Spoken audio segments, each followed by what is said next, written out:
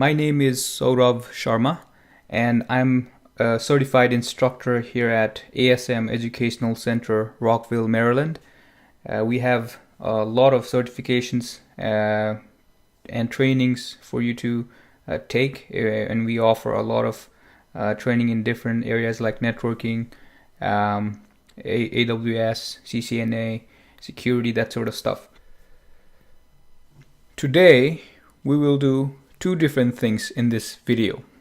The first thing we'll be doing is we'll be looking at the autocomplete feature that AWS command line interface has.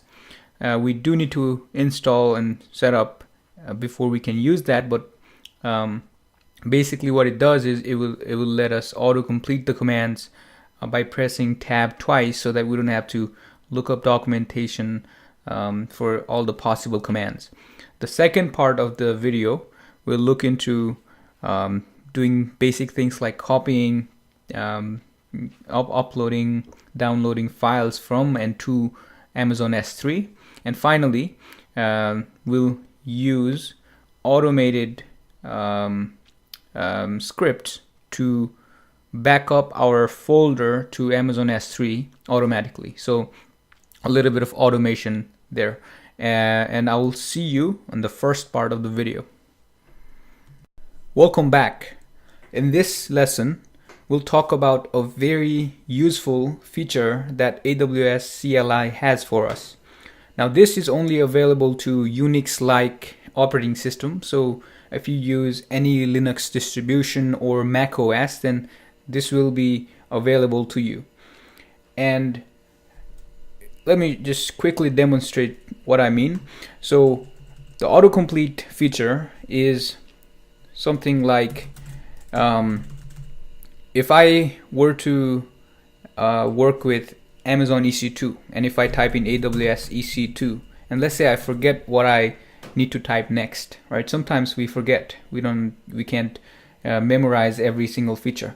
But then I have to go back to the documentation and find out the commands that I need to use. Now, the autocomplete feature that we will add after this will allow us to press tab twice, and instead of getting the file names that I have on the directory currently, it'll give me the list of available commands that I can put after AWS EC2. And let's demonstrate that. So we have to add a couple of commands. The first command we'll add is echo, and I will include this in the course notes, so don't worry about typing it from the screen, but you can go ahead and do it with me. So complete -c AWS _ completer space AWS close quote, and we're gonna write this into our bash _ profile file. Okay, so we have written that. Now we need to source bash _ profile. Enter. All right, now let's try AWS EC2. I forgot what I need to type, so tab. Okay, now you see there, it says display all 228 possibilities. Right now, I'm just gonna say yes, and it gives me a list of all the commands that I can type. Now, you know, it's especially useful when, for example, AWS EC2 dis, right? So I know I can describe something. So if I say this des, then it'll autocomplete and say describe. And if I keep tabbing, then it gives me a list of more options after describe. So in this way, you know, you can use this in a lot of ways. For example, AWS IAM, right? So tab. So it gives me all 121 possibilities. If I say no, and if I remember there's something called a IAM list, then I'm going to tab, tab, and gives me possible commands after list. So let's say list groups, or list groups. So there it is. So those are my groups. Alright, so in this way you can use the autocomplete command to help you with commands that you forget sometimes. It's a really cool assist that you get from the AWS CLI, and it's very, very useful, and we are going to use that in the future lessons. Okay, so once we configure our AWS CLI, if I press AWS, then you should have it configured by now. We did all the configuration in the last videos, and right now, like I said in the last video, this is a EC2 instance that I have an admin role, so I can, without pasting the AWS credentials in the AWS configure, as you can see, I don't have an access key ID. It says none. I don't have a secret access key. Now the region I'm going to set as US East 1, and the default output I'm going to say table. So I'm going to demonstrate that without having access key ID and secret access key. I'm going to say AWS S3 LS. So this is how to list my bucket. You can list your buckets by saying AWS S3 LS. Super easy. Now you can say AWS MB make bucket S3 and my test bucket nov. All right, let's do something simple. So November 4 test, right? Oops. So AWS S3 MB this, right? So I get a confirmation saying make bucket. So if I say AWS S3 LS, then you can see November 4 test bucket is already there. So what I can do is I can also say AWS S3 LS, and instead of just saying this and getting this, all the list of the buckets, I can say list. So I'm gonna clear this screen first and come down a little bit. So AWS S3 list, find the name of the bucket, and let me try to go to one of those buckets. So how about my AWS course, or Elastic Beanstalk, or this one, right? Let's see what's in this one. So AWS S3 LS, I'm going to say S3 / name of the bucket. All right, so those things are inside the bucket. So not only I can list the name of the buckets, I can go inside and list the objects of the bucket. Now we're going to do something more useful now. Okay, so I'm going to say currently I'm in my EC2 user directory home. I'm going to make a directory called documents. Okay, so I have a directory called documents, and I'm going to go into that documents. So if I go to the documents and say list, there's nothing in here.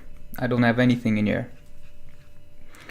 So but what I can do is I can say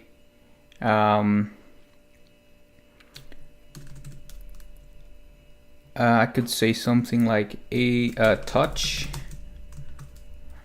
file 1 to 10. So I'm creating files from 1 to 10, right? I'm just creating empty files for now. So I can say AWS S3 ls, right? I just want to see the name of my buckets again. So I just want to copy the name of the bucket that I want to work with, November for test, copy AWS S3, copy file 1. So this is the file 1 on my local local folder, and I'm going to copy this to S3, name of my bucket, right? So upload. So if I go to my S3 and go to the Nov for test, then I have the file right here. Okay, so now this is just copying one file. Now what I can do is, let's say from my, let's say I have I don't know, hello.rtf, right? So I upload this file to my S3 bucket. So I have a hello.rtf on my S3 bucket. So I could pull that to this machine by saying AWS S3 copy S3 slash hello.rtf, and I'm going to say dot, which says this directory, enter. Okay, so if I do ls, then these are the files that I created myself, and this is the file that I downloaded from the S3 bucket. So far we're just copying back and forth. Now this is the really cool one. So what I can do is, I only have 2 files in my S3 bucket. So what I can do is, I have a lot of files in my local folder. So I can say AWS S3 sync everything in my local folder that says dot is my local folder with S3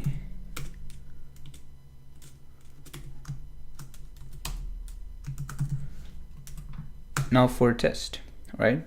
So I just synced everything on my folder with this, right? And I, instead of a dot, I could have said the actual directory name or any other directory. So I'm just saying sync this directory with my bucket.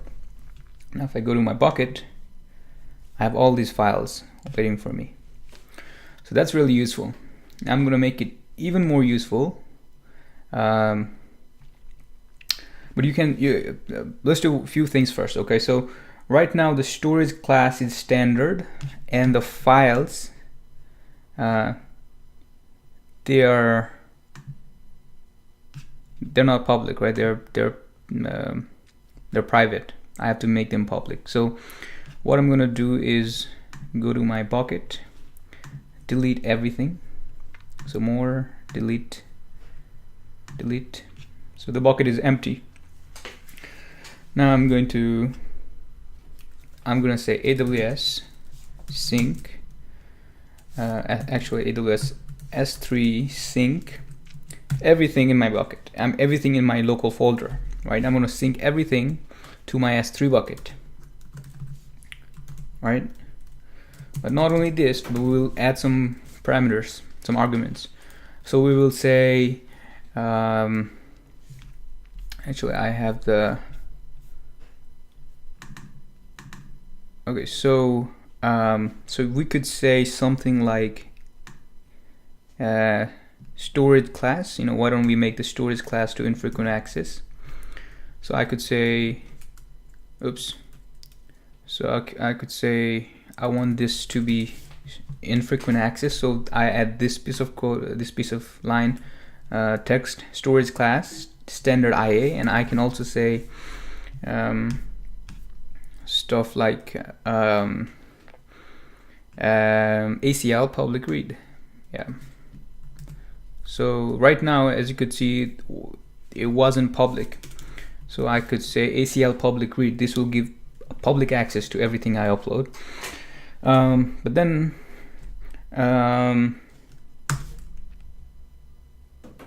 okay, so let's check our folder, our bucket, I mean.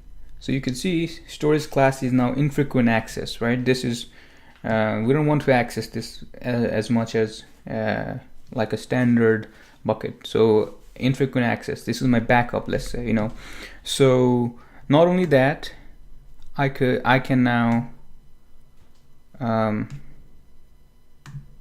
it's not letting me.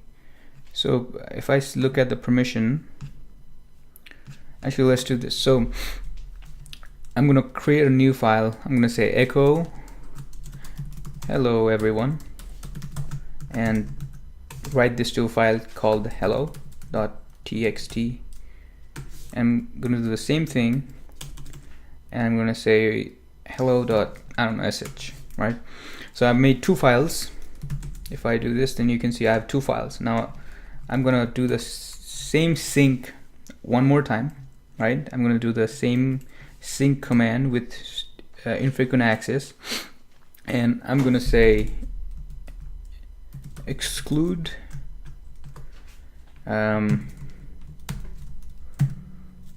everything that has a .sh extension, right? So this, and all right, let's try this. Okay, so as you can see, the only thing that was uploaded was hello.txt.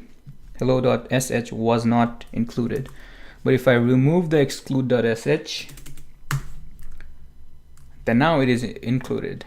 Okay, so we're gonna try out one last thing. If I go and refresh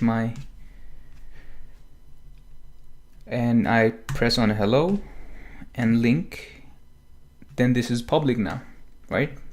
This is public because we said ACL public read. So that's something that could be very helpful, but we're gonna take it to the next level. Okay, next level. So for that, I'm gonna show you, I'm gonna write a script that checks this folder for any new files, and it will upload any new files every single minute. Now I don't want to do this because this will be an overkill. I probably won't be adding files every single minute to a folder, but for demo for this video, you know, we don't have a long time to wait. So I'm gonna create a scheduled task that and write a script that uploads anything new every single minute to my S3 bucket. Okay, so just for demo, I'm gonna say I don't know. So I'm gonna write a script cd ... right? So I've already written this script sync.sh, right? So I'm gonna make a new one. Now I've come out to my EC2 user directory. I'm gonna write vim sync. So the script that we need to do that is this, right? Now this is saying this is a bash script, and AWS S3 sync documents to the name of our bucket. Now I obviously have to change the name of the bucket, so I'm going to copy this and we're going to make a new script file. Okay, so I'm going to say vim sync 1.sh, okay, and I'm going to do I for insert, copy. Now the name of our bucket was nov4test, right? It's not copy file sorav anymore. That's my name, by the way, sorav. So oops, I think so documents, so S3 sync documents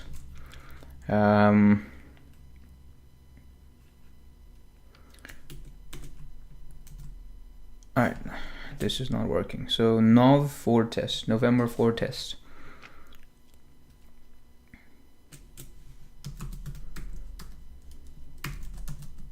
Okay, so this is the name of my oh, actually, so I want to sync to this to S3 now for a test. Okay, so escape WQ. So WQ will save the file. Enter. Okay, so what I want to do is have a cron. Right. So far this sync1 is just a file, right? Sync1 is only a file. So if I say cat sync1, it's only a file, nothing else. It's just file with that says it's a bash script, but it's not even executable. So to do that, what we need to do is chmod 500 5 stands for I want to give this executable and read permissions, right? So I'm giving an executable permission to this file. To do this, I say sync1.sh. Right now the sync1 is an executable file. Now what I will do is I will say cron tab. Cron tab is used to schedule task on your machine. So cron tab -e, enter, and I already have something, right? The sync is my old is something I already have. I can have more than one stuff. So I'm gonna say star. If you don't know cron job, then this is a way to schedule stuff. And if I say star star star star star something, right? If I say home/ec2 user/ sync1.sh, our file is sync1, not sync, right? Sync is my old file. So sync1, if I say this, then what this is saying is that I want this file to execute every minute of every day and every hour, every day, every month, and every day of the week. But what I can do is if I say I want this to execute every minute, if I say star/1 star star star star, if I do this, then I can say I want to execute this every minute. Okay, I'm gonna escape WQ. Now let's say that I want to upload everything that I put on my documents folder to S3, right? Everything. It's like an automatic backup that's regularly done every minute. In this case, I don't want it to be every minute, but this is only for this video. So I'm gonna change. So I'm gonna change to my documents folder, and I'm going to create a few more files. I'm gonna say touch is for creating a new file. I'm gonna say new file test. Right now, if we did everything correctly, then that should be here in the next minute, right? So 12:13, the time is 2:20.